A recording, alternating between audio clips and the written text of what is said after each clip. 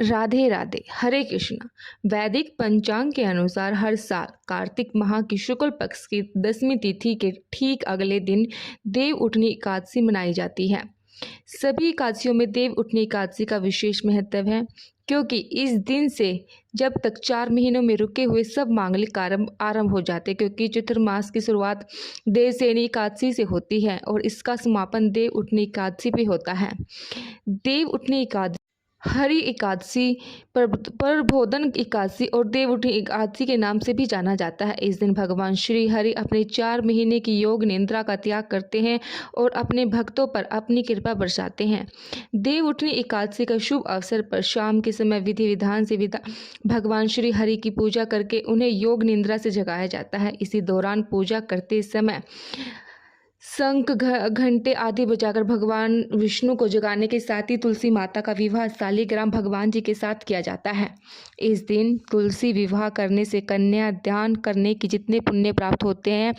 तो चलिए आपको बताते हैं साल 2024 में पवित्र देव उठनी एकादशी कब है और कब से कब तक एकादशी और द्वादशी तिथि रहेगी।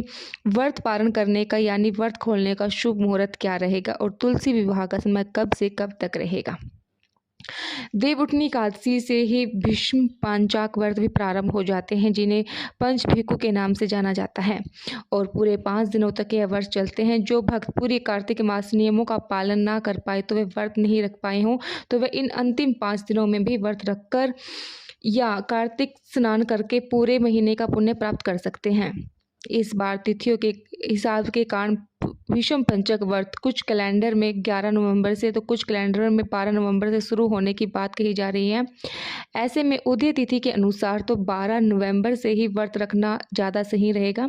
इस बार कार्तिक शुक्ल एकादशी तिथि 11 नवंबर दिन सोमवार के दिन शाम 6:47 से शुरू होगी और 12 नवंबर मंगलवार को शाम 4:50 पे समाप्त होगी।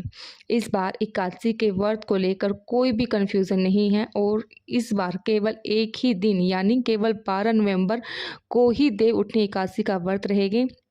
द्वादशी तिथि प्रारंभ होगी 12 नवंबर मंगलवार की शाम 4:65 से और समाप्त होगी 13 नवंबर बुधवार दोपहर 1 बजे पर। द्वादशी तिथि लगते ही हरिवास भी शुरू हो जाता है।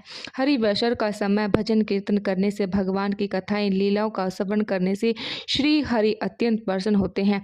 भूल कभी हरिवसर के समय व्रत नहीं खोला जाता। अब जानिए मंगलवार के दिन रहने वाले मुहूर्तों के बारे में।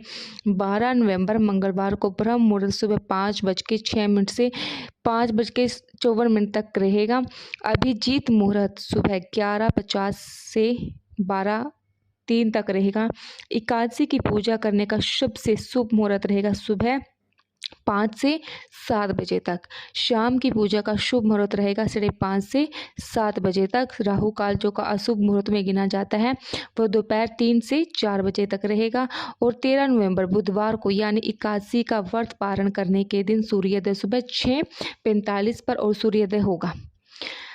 तो इस दिन जो है सिद्ध योग भी बन रहा है, जो कि दोपहर 3:26 से शुरू होगा और फिर सारा दिन रहेगा। राहु काल दोपहर 12 बजे के से लेकर 1:30 बजे तक रहने वाला है। हरिवर का जो समय है वो 12 नवंबर मंगलवार रात 9:30 बजे तक समाप्त हो जाएगा।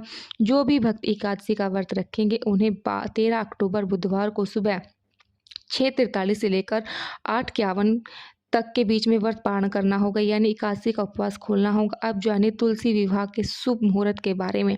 इस बार तुलसी विवाह 12 नवंबर मंगलवार के दिन किया जाएगा और विवाह का शुभ मुहूर्त रहेगा शाम 5:30 से लेकर 8 बजे तक। देव उठनी एकादशी की कथा के अनुसार इस बार एक बार राजा थे जिसके राज्य में सभी लोगों को एकादशी व्रत के नियमों का पालन अनिवार्य रूप में करना था।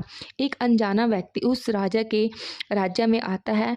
उसे एक समय भी भोजन के नहीं रहा जाता था, लेकिन राजा की आज्ञा पालन से तो उसे भी रहना था, आखिरकार मजदूरी थी।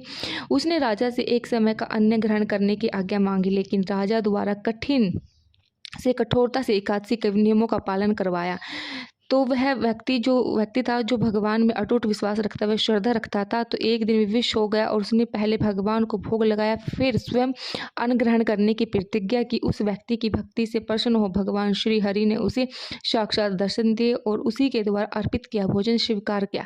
इस प्रकार एकादशी का व्रत की कथा का सार है कि भक्त कभी भी आडंबर नहीं होना चाहिए। यदि भक्ति सच्ची है तो भगवान हर अभाव के भी स्वीकार कर लेते हैं। जैसे उस व्यक्ति के मन में भगवान के प्रति भक्ति थी, लेकिन वह भूखा नहीं रह सकता था, तो लेकिन बिना भगवान को भोग लगाए भी वह अन्न ग्रहण नहीं करता था, तो उसी की भक्ति से भगवान प्रसन्न हुए। इस प्रकार भक्तों को अपने शरीर अक्षमता को ध्यान में रखते हुए ही व्रत का पालन करना चाहिए, तभी व्रत का पूर्ण फल प्राप्त होता है। व्रत के नियमों का पालन करने वाले सभी भक्तों को दशमी तिथि के दिन तुलसी पत्तियां तोड़कर तुलसी के पौधे में जल अर्पित करना चाहिए और फिर एकादशी के दिन विधि विधान में व्रत रखकर द्वादशी की तिथि को शुभ मुहूर्त को व्रत का पालन करना चाहिए।